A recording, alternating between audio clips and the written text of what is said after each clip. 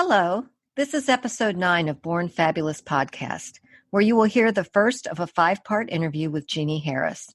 Before the show starts, please enjoy this short clip of Love is a Potion. The lyrics are by Melissa Riggio, the subject of episodes 1 through 4. The music and voice are by Rachel Fuller.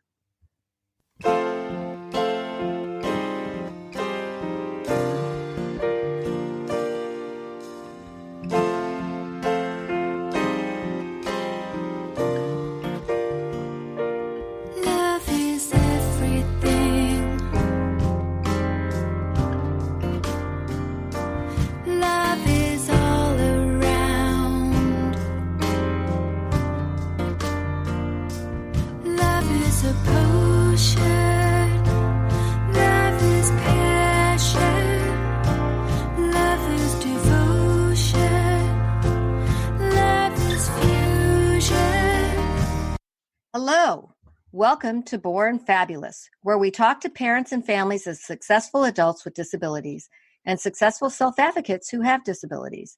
My name is Greta Harrison. Today I have the pleasure of speaking with Jeannie Harris, the mother of Tim Harris. Tim Harris's motto is, "If you can dream it, you can do it," from Walt Disney. Tim knows that he was born fabulous and deeply believes in the abilities of everyone. He feels it is his mission in life to inspire others. Tim, age 33, is a nationally renowned public speaker who has a company called Big Heart Enterprises. Before this, Tim had a nonprofit that worked with families to help them in the business world. Tim is best known for founding Tim's Place, a restaurant he ran in Albuquerque, New Mexico from 2010 to 2015. It was known as the world's friendliest restaurant, and Tim became famous for being a business owner who also counted hugs. When he stopped counting, he had well over 75,000 hugs. Tim met President Obama and many others as an ambassador for success and kindness. Tim has Down syndrome. Jeannie Harris is the proud mother of 4 sons. Tim is her second son. He is a retired business owner and a student of life. She continues to learn more about life and what is important from her sons. Jeannie and her husband Keith have been married for 38 years. They are avid sailors who have sailed throughout the Caribbean. Jeannie, welcome to Born Fabulous, and thank you for being here. Thanks. It's a pleasure to be here. So, why don't we start out this conversation with what Tim is doing today? Let's get up to date on Tim Harris. Oh, well, Tim Harris still loves life every day. He still loves being a business owner. His speaking career is still right now one of his favorite things is to go give a speech. And he doesn't care if it's for 50 people or 10,000 or 50,000. He just loves it and knows that he has an important message for people. And he absolutely loves it. When he's not out giving speeches, he still works part-time in a restaurant. There's a local restaurant in Albuquerque that loves to have him work there, and he's a host for them to greet customers, and so he keeps up his restaurant skills and gets out there with people, which he absolutely loves. And he's well loved in Albuquerque, isn't he? He is. He still has people stop and go, "Tim, is that you? Can I have a hug?" Oh. And for anybody who doesn't know, Tim is an excellent speaker. Of all the people that I've heard, and I've heard many, many people speak with and without disabilities, he's absolutely the best. And as you said, he's a good hugger. And still a good hugger. Yeah. Still a good. Yes. Yeah. Yes, that's great. And so tell me, what are the challenges Tim faces now? I think he has some challenges based on just everyday living that I think a lot of people have, especially single people. He's like every once in a while just lets his apartment go, and also his weight. He really struggles. It's very hard. He walks everywhere. He exercises regularly, but he really struggles with his weight still. And that's been ongoing for him. And it breaks my heart. It's like, I know he wants to sit down there and have a cheeseburger and French fries and a beer with his brothers. And he struggles with it every time, like he knows that he doesn't need that, but he wants it, just those challenges are kind of the normal things. He also is he wants to settle down and be married, and it's a big challenge for him meeting women to date. It's really been difficult for him. Well, newsflash, everybody, Tim Harris is single. Tim Harris is single. Tim Harris is single and wants to mingle, right? Single and wants to mingle. He'd like to have a T-shirt that says that. That's a great idea. I like that. Yeah. But he also keeps active. He's very active on social media and still has a very large Facebook and Instagram following, and posts regularly and just does things from his life. Now, he's not lonely. He's not sitting there by himself unless he wants to. He has, on his own, made a large social network of friends. He's joined a running club. He does Special Olympics year-round. He still calls people that used to work at his restaurant and says, "Hey, let's go out." And he's met some people at the gym that he hangs out with, and he knows their whole family. And thanks to social media, he stayed friends with a lot of his high school friends. And so I'll have people like that I haven't heard in 5 years. I'll run into him and they'll go, "Oh yeah, I talked to Tim last week," and he just reaches out to people all the time. So, oh, that's wonderful. That's wonderful. Now, Tim's business is Big Heart Enterprises. Why don't you talk a little bit about Big Heart Enterprises so people know about that? Well, Big Heart Enterprises was when we closed down Tim's restaurant and started looking at, okay, what's next? We talked to Tim about, look, what's going on that you like? And he's told his dad, "I love giving speeches." And like you said, Greta, like when you see Tim speak, he loves it. And he can hold that audience in the palm of his hand. And he loves his life. He believes in people. He believes in himself. And he spreads this amazing message that is so captivating. And it's not always so much what he says. He's got this presence that people are just drawn to and listen to him and feel with him what he's feeling. I don't know exactly how to explain it. You really need to see it to believe it, as you've talked about. It's true. He has charisma. Wouldn't you say? He has this uplifting spirit that, and we had a good friend who talked about that. They said, Tim he has charisma, and he is, it's not that just that he says to himself, "I need to uplift these people." He just is that. You don't understand. He embodies it. Yeah. He embodies it. Think about it. He embodies it. Correct. Yeah. Yeah. And it's very contagious on stage. And like I said, it doesn't matter what size the crowd is.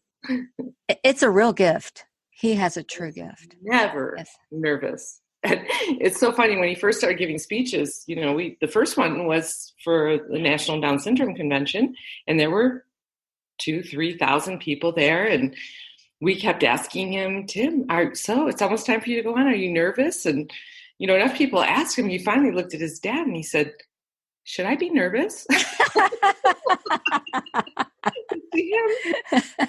It's just people. He's up. He's talking to people. He loves people. He loves to talk. And he doesn't have that layer of I don't know, self-doubt or fear that so many of us have. He's just, yeah, here I am. I'm ready to tell you what I need to tell you. And that's it. And he has so much energy. Oh, so much energy. That comes out in his speeches too. Yes, it does. His energy. Yeah. And so tell us some stories about his speaking.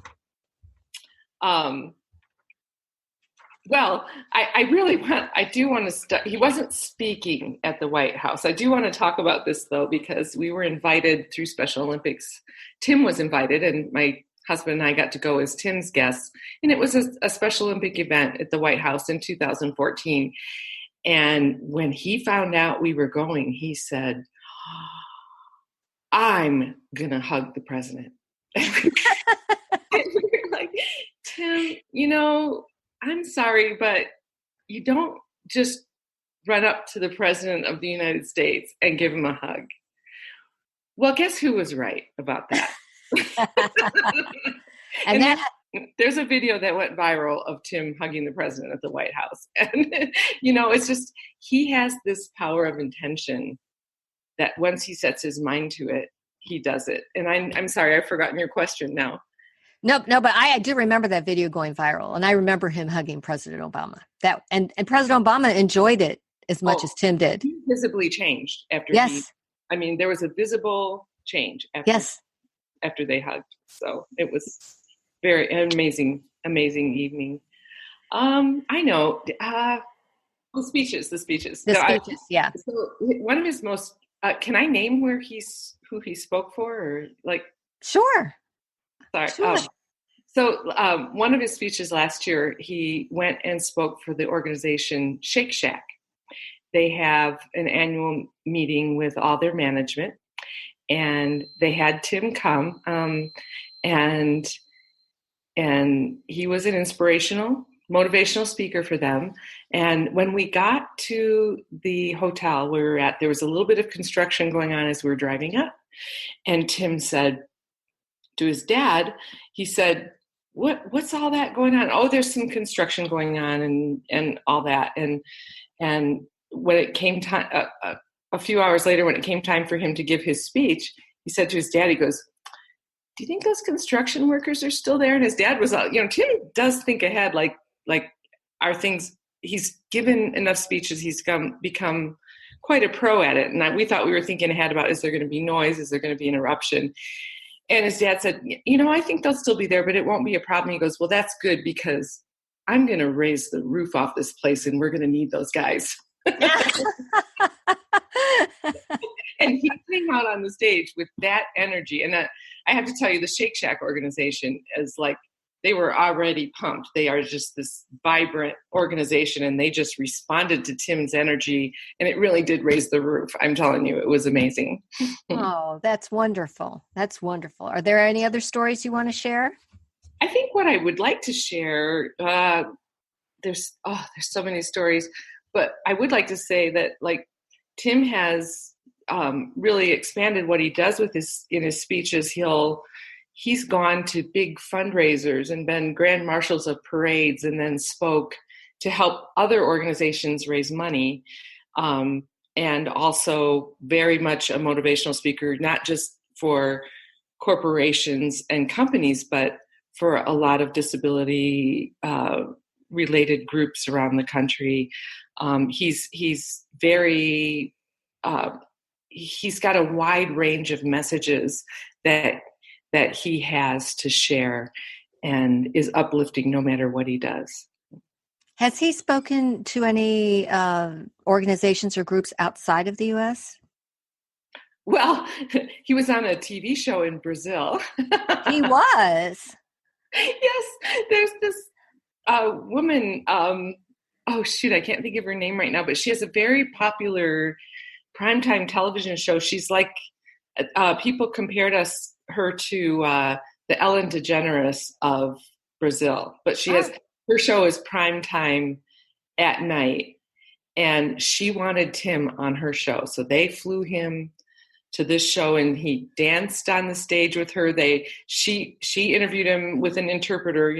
They spoke Portuguese, and he just was unruffled, like, okay, so I have an interpreter, and so that was pretty big. And I guess she has something like 18 million followers. And so the next day they took him out to go to some of the more like where tourists would go, and he got a ton of people in the streets going, Tim, and getting hugs, and he got recognized in Brazil. So wow, that's wonderful. When was that? that was about 2015, I believe. I think I have some clips from that I can get to you. Okay. And he's spoken at conventions in Mexico. He has some upcoming plans, nothing firm, in Germany, possibly London, and very much interested in more worldwide. So that's exciting. That's exciting. Everybody keep your eyes on Tim Harris and follow what he's doing. So let's talk about what led to Tim opening a restaurant. Oh, well, that's interesting. My husband and I are business owners, and I think that when Tim was a young age, probably I'm thinking around age 13 or 14, he said to his dad, I want to be a business owner someday. And that idea kept forming. And then when he was a senior in high school, he was hired by a restaurant, a local restaurant, Red Robin, a chain, and to be a host. And when that happened, and we saw just what a natural he was, greeting customers, seating them, talking to, he was uplifting to the customers. He was uplifting to the employees. One of our favorite stories was, as a parent, we of course became regulars at this restaurant. And you go in and you're waiting for, okay, what do we need to fix here? Or what's he doing? That's a problem. Just a parental thing. And one day we go in and there was a bartender there. I'll never forget him. He's like, oh, Mr. and Mrs. Harris, I really need to talk to you. And we're like, oh no.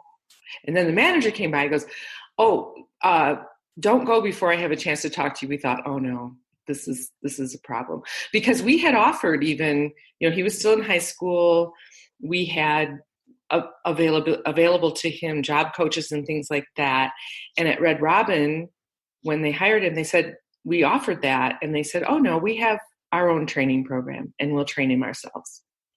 So, okay. So we go in expecting, okay, Greta, one thing I want to share with people about this story is, and we've experienced this in Tim's restaurant and in other places that he's worked, it's like people are afraid to tell Tim no. They're afraid they're going to hurt his feelings. They're afraid, they just don't want to be the one to upset him or make him sad or make him mad. And unfortunately, he gets away with that. And so we're afraid, we were afraid that he was pushing the limits, and nobody was afraid, that nobody knew what to do to set limits. And so we wanted to be there just to make sure. So that was our background going in that day. And we walked in and the bartender comes over to us and he said, I have to tell you something. He said, I can't have a bad day when your son's working here. And we're like, we're ready for a bad thing. We're like, this is bad? And he said, no. He said, I wake up at the wrong side of the bed some mornings. I've got 2 kids. I'll wake up, in a bad mood and yell at them and yell at my wife. And then I come and walk in this restaurant and there's Tim standing there ready to say hi to me or give me a hug. And he goes, I can't hang on to it. I cannot have a bad day when I'm with your son. And that was amazing. And so then when the restaurant manager comes by, he comes with a big stack of paperwork and he showed us, long story short, our sales are up on the days that your son works here. And that's when we knew that Tim owning a restaurant was the right path to go on. And that's what led to us helping Tim start his dream of a restaurant. That's beautiful. And I think every parent can relate to what you said at the beginning, where we're waiting for the bad first. Even a communication from a teacher, it took me a long time to learn that they can be good communications, not always bad.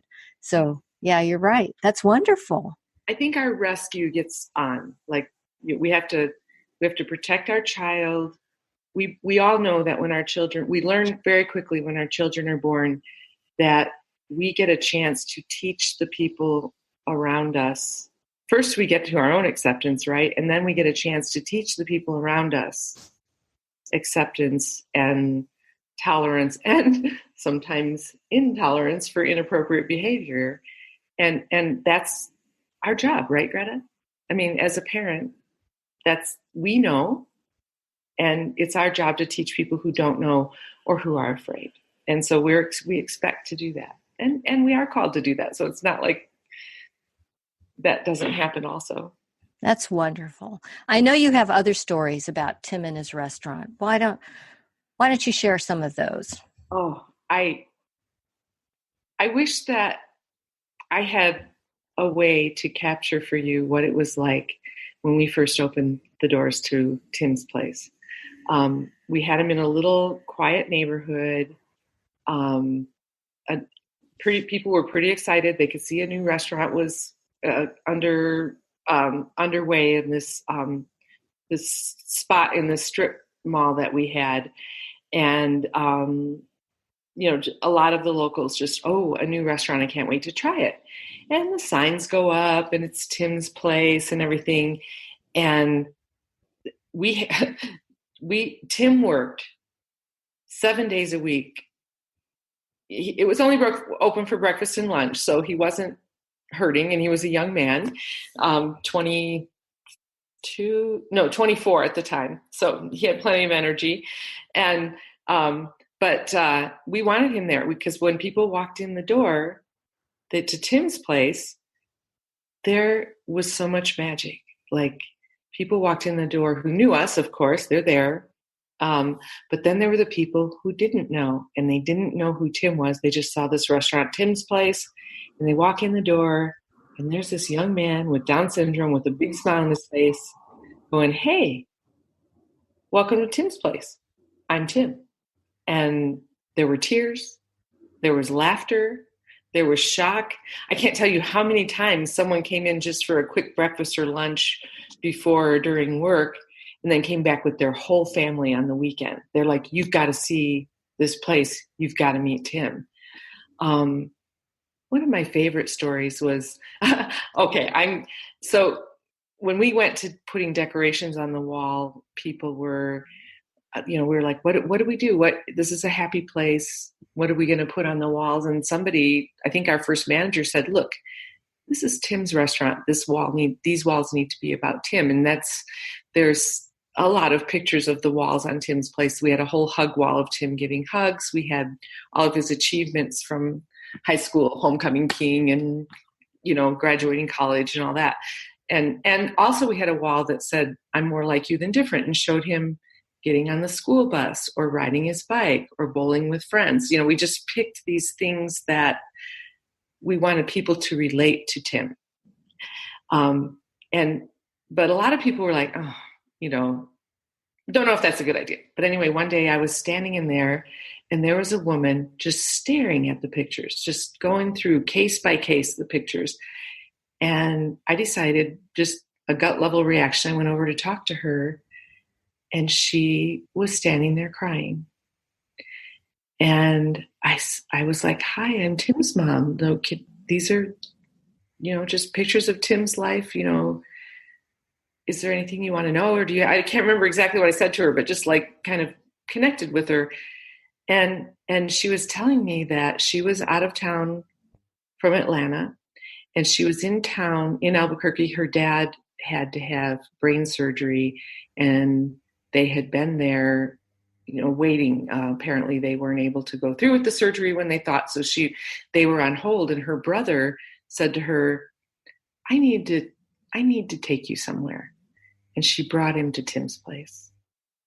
And she just felt this comfort.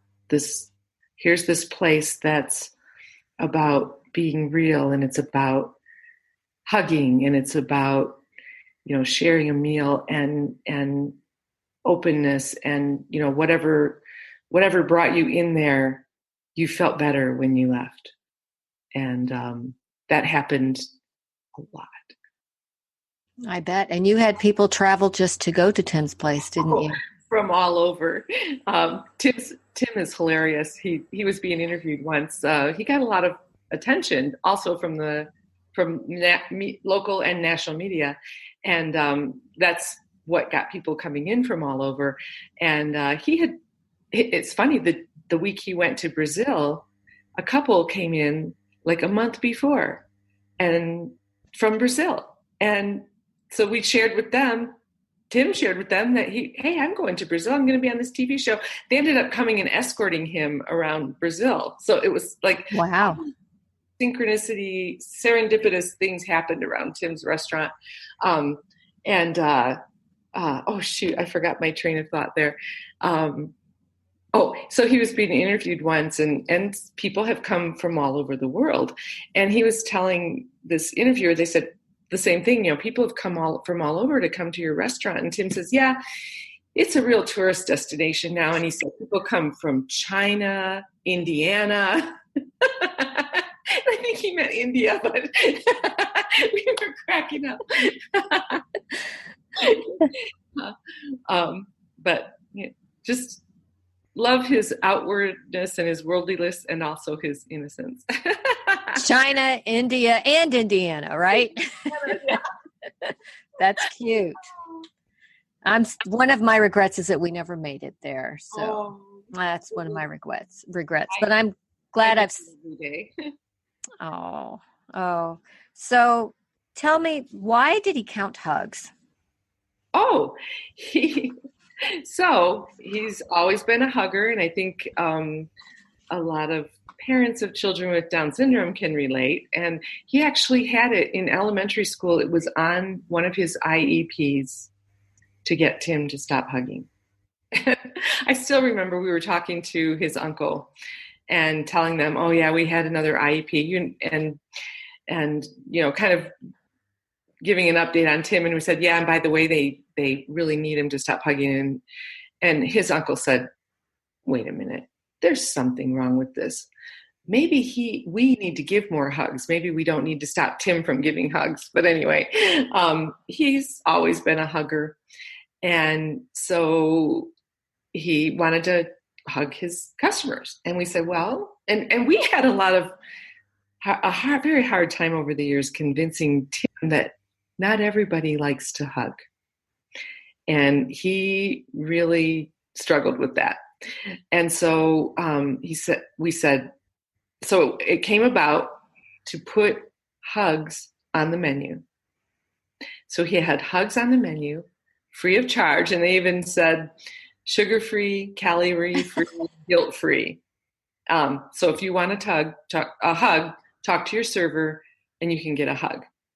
And we thought that was best for helping Tim set limits about you don't just hug anybody, and getting people to, order it. It gets people to cross this line, like getting them to go in the door. They cross a line into something that's fabulous and something for some people that might be a little scary. I'm going to meet this person with a disability and I don't know what to say or how to act, right? And so they get over that. And then we had a story my husband was watching one day, and there was this man, probably about my age or a little older, and kind of a little gruff, and he's sitting there eating, and he's watching Tim give some people some hugs, and the server said, oh yeah, that's on the menu. If you want a hug, you order one. And he said, I don't need a hug. I don't want a hug from some stranger, and he's sitting there eating his breakfast, and he's watching this go on around him. And finally at the end, he calls the server back over, and he says, yeah, I guess I got to get me one of those. And he stood up, and he was one of those that just melted. And Tim will describe that in one of his videos. He talks about customers coming in the door, and he says, and they will just melt in my arms. And pretty soon it didn't really need to have hugs on the menu, because actually in another case of actually underestimating our son, he actually did know people who wanted a hug for the most part and people who didn't. Sometimes he gave people a hug because he knew they needed one, whether they wanted it or not. So we got the one of the local organizations who supports work is a workplace for people with disabilities. They're called Adelante. They put together a hug counter with a digital hug counter that hung on his restaurant, and Tim started counting his hugs so that we could put them on the counter. And didn't he have, when I saw him speak in Richmond, didn't he have like a portable hug counter with him? He had a clicker. A clicker, yeah. First, he was memorizing how many hugs a day he got, and Tim actually has a really good memory, which is amazing to me because he didn't get it from me. But after a while, it got to be so many, and we started counting hugs when he would go give speeches, and so he kept it in his pocket. And a lot of people didn't know he'd give a hug, and he'd reach in his pocket and click. He'd give a hug, reach in his pocket, and click. So that was his portable hug counter. Yeah, I remember that. And I think it's beautiful that you brought up the fact that an IEP meeting mentioned, when he was probably very little, right? Mentioned this. And here he goes on to be really famous for his hugs. I mean, he's famous for much more than that, but his hugs are a big part of it. And that reminds me of talk show hosts who have said that they got in trouble for talking too much, and then they become talk show hosts. I think it's a cautionary tale to educators to really think about each individual child, each individual student. It is, and it's the rest of the story is that Tim needed to learn how to be appropriate with hugs, which was what helped him actually become famous with hugs, right? That's true. As you said, not everybody needs one, and he has that intuition. He knows. Thank you for listening to the 9th episode of Born Fabulous. I hope you enjoyed it and want to hear more. In episode 10, Jeannie Harris discusses a variety of topics from Tim's birth and early years to dating. I love her calm nature, advice, and the stories she shares. That episode comes out May 31st. To learn more about Tim and see some photos and videos, go to www.bornfabulouspodcast.com. If you haven't already, please subscribe to Born Fabulous Podcast on iTunes or any podcast directory. Please like us on Facebook and Instagram. We also have a YouTube channel. Now please enjoy this clip of The Ring. Lyrics are by Melissa Riggio, who was the subject of episodes 1 through 4. The music and voice are by Rachel Fuller.